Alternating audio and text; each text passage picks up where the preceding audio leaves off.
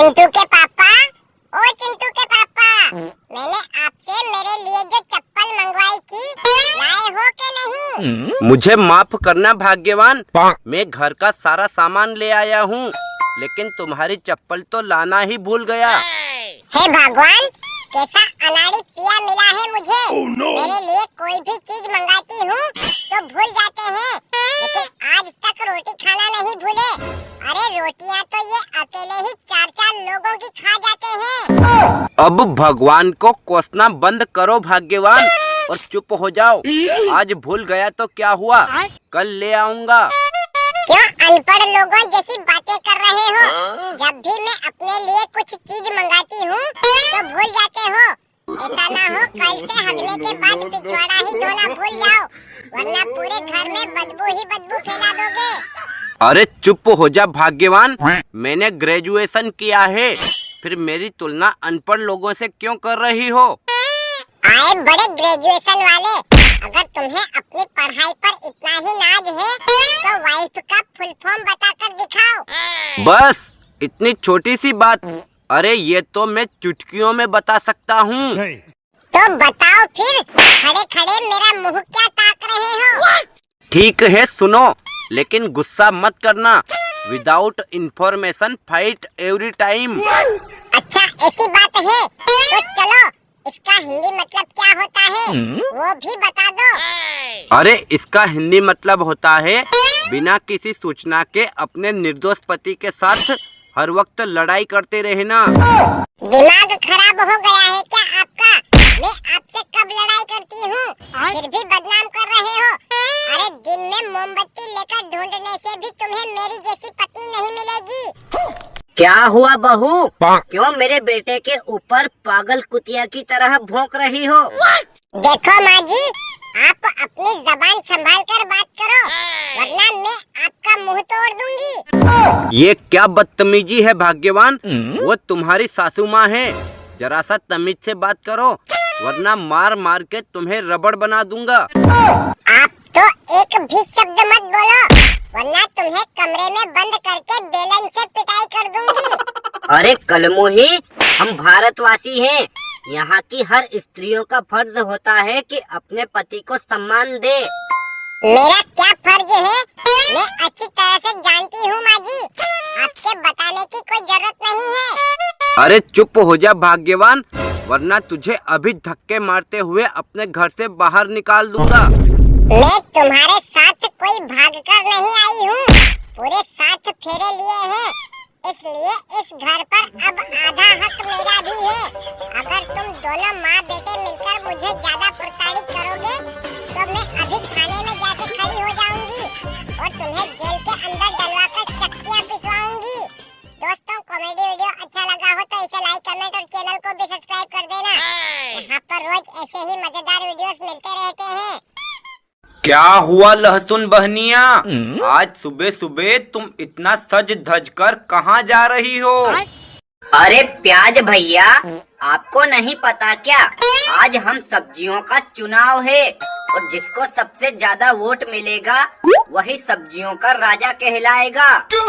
अरे बहन, ये तो बड़ी अच्छी बात है, चलो मैं भी चलता हूँ और आज तो सब्जियों का राजा मैं ही बन के रहूँगा। हाँ हाँ चलो तो सही, वहीं पर चलने के बाद पता चलेगा कौन बनता है सब्जियों का राजा। लो आलू भाई, आ गए हम लोग। अब आप फटाफट से अपना फैसला सुना दो, मुझे लगता है आप राजा मुझे ही घोषित करोगे। पहले तो तुम दोनों लोगों का राज दरबार में स्वागत है। और प्याज भाई, अब तुम ये बताओ तुम्हारे साथ कौन कौन सी सब्जियां हैं?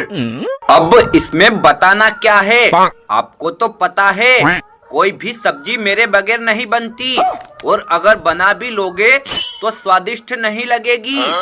ये तो सोचने वाली बात है, पर तुम ये बताओ, जब बड़े बड़े जैन मुनियों और विद्वान पंडितों की सब्जी बनती है तब तुम्हारे पिछवाड़े पर लात मार के तुम्हें वहाँ से भगा क्यों दिया जाता है?